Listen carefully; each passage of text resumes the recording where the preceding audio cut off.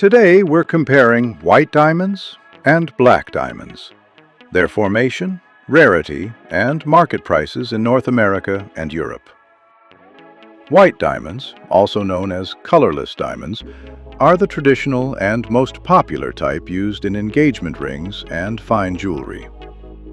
They are graded based on the 4 C's: cut, color, clarity, and carat weight, according to standards established by organizations like the Gemological Institute of America, or GIA. High-quality white diamonds with excellent cut and clarity can range anywhere from about $3,000 to over $25,000 per carat in the United States, Canada, and Europe, depending on the grade.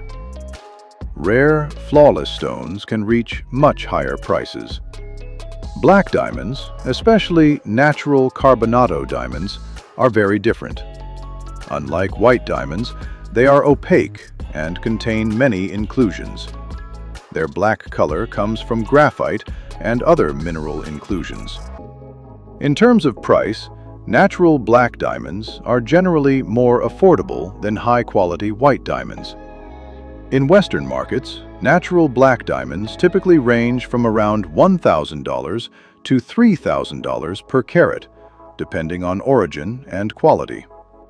However, treated black diamonds, which are heat-treated white diamonds, can be significantly cheaper.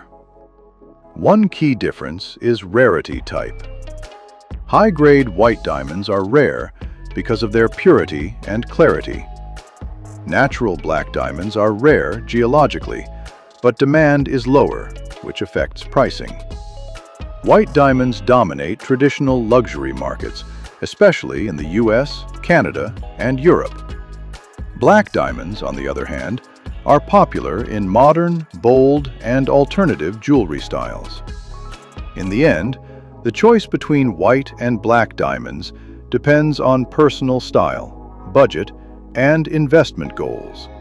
But both are fascinating products of extreme natural forces.